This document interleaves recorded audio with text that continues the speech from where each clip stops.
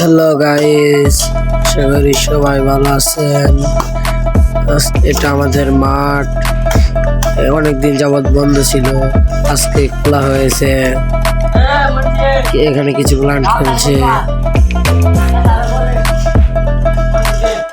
এটা হচ্ছে আমিম, এটা হচ্ছে কাউসার, এটা হচ্ছে আমাদের নেট।